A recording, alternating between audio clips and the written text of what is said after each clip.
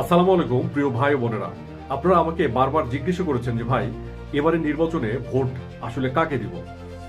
আপনাদের এই প্রশ্নটা খুবই সহজ, কিন্তু এর উত্তরটা বাংলাদেশের ক্ষেত্রে সত্যি খুবই বড়। কারণ আমাদের এই দেশটির বয়স 54 বছর। এই 54 বছরে আমরা যা দেখেছি তা কখনো গণতন্ত্র, কখনো একদলীয় প্রভাব, কখনো সামরিক শাসন, কখনো উন্নয়ন, কখনো দমনপীড়ন, কখনো আশা, আবার কখনো হতাশা। এরই মধ্যে অনেক নেতা এসেছে, অনেক নেতা গিয়েছে, অনেক স্লোগান উঠেছে, অনেক প্রতিশ্রুতি ভাঙা হয়েছে, অনেক স্বপ্ন দেখানো হয়েছে, আবার অনেক স্বপ্ন ভাঙাও হয়েছে। তারপরও এদেশের সাধারণ মানুষ বারবার ভোট দিয়েছে, আবার কখনো কখনো ভোটও দিতে পারেনি। কিন্তু সত্যিটা খুবই কঠিন, কারণ ভুল মানুষকে ক্ষমতা দিলে শাস্তি পায় জনগণ, আর ভালো মানুষকে সুযোগ না দিলে ক্ষতিগ্রস্ত হয় দেশ। তাহলে এবারে নির্বাচনে কাকে ভোট দিবেন?